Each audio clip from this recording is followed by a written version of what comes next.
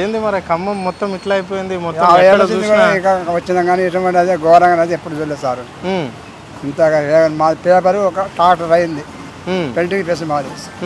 painting press ఇక్కడ ఈ బజార్లో ఇది ఒకటి మాది ఒకటి మొత్తం క్లోజ్ ఎంత నష్టం ఉండొచ్చు దాదాపుగా మీ ఆస్తి మాదా ఒక 10-15 లక్షల దాకా పోయింది 10-15 లక్షలు పోయిందా మొన్ననే తెచ్చిండు పేపరు మొన్ననే నిజామాబాద్ నుంచి తెచ్చిండు ఏం చేస్తాం సార్ అంతే మొత్తం బురదనే కనిపిస్తుంది ఎక్కడ చూసినా వీధులలో చూసినా మెయిన్ రోడ్లో చూసినా ఇబ్బంది మరి ఎట్లనే ఈ 2 రోజుల నుంచి అంతా వర్షం పడ్డదంటే మరి మీరు తిండి తిప్పలు అనేది ఉంటుంది కదా దాన్ని ఎట్లా మరి ఎట్లా చూసారు ఎవరు చూసారు ఎవరు చూడలే ఎవరు చూస్తున్నాం ఓనక తింటున్నాం ఆటో ఇటో పోతావా అని అరే ఇక్కడ కాంగ్రెస్ లీడర్లు ఉన్నారు కదా ఎవరు లేదు ఏ లీడర్ వాళ్ళ బతుకు వాళ్ళు మా బతుకు అంతేనా అంతే కావాల్సింది ఓటు వేస్తారా వేయరా ఇవాళ వస్తారు వాడు ఏమంటే ఆయన వేస్తాడు లక్షలు ఇస్తాడు ఏమన్నా ఇవ్వలేరు అలా కావాల్సింది పని ఓకే పెద్ద మనిషి చూసినా అవన్నీ వయసులో ఎప్పుడన్నా ఇంతగానో పెద్ద వాన ఈ ఖమ్మంలో పుట్టింది నల్గొండ జిల్లా ఖమ్మం వచ్చింది 60 సంవత్సరాల దాకా అవుతుంది కానీ ఇంత ఉత్సాహంగా ఎప్పుడూ చూడలేదు ఇంత బీభత్సంగా ఇంత అనుకోకుండా యథార్థమానంగా వచ్చింది ఎవరు దీన్ని ఏమి చేయలేము సరే మంత్రులు అంటే ఈ వరదలు అనేవి ఏ టైంలో ఎక్కువ వచ్చినాయి మన జనాలు పండుకుంటప్పుడా లేకుంటే వాళ్ళందరూ మేల్కొన్న టైంలో సాయంత్రం పొద్దున్నే వచ్చింది ఏ చదువుకోకుండా అనవసరంగా అనుకోకుండా ఎమ్మటే ఊరికి వచ్చింది అంతే అంటే ఇక్కడ పక్కకు ఏదో నది మూసీ నది ఉన్నట్లుంది అందులోకెళ్ళేనా మూసీ నదికి వెళ్ళి వరంగల్ పైన కొట్టి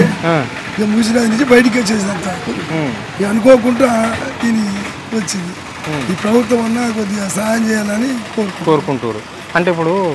అందరూ గాడి నిరదల ఉన్న టైంలో వచ్చుంటే పరిస్థితి ఏంటి మరి ఈ గాడి నిరదల ఉంటే వచ్చే పరిస్థితి ఉంటే ఏమీ లేదు ఇంకో ఇప్పుడైనా కొద్దిగా పానంతో కానీ ఆయన కిందనే పండుకుంటారు కాబట్టి ఇప్పటికి ఆల్రెడీ 9 మంది ఖమ్మంలో వీడిన పక్కనే ఇల్లు కూలి 2 చనిపోయారు ఓకే మా బీరప్ప గుడి వెనకమారిలో ఒక ఇల్లు ఉంది గోడ కూలి 3 చనిపోయారు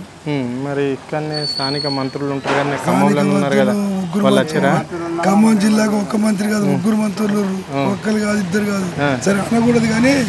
3 మంత్రుల నుండి కూడా ఇంత కూడా సాయం చేయకపోతే సరే అది ఏ పార్టీ అని పక్క పెట్టి కానీ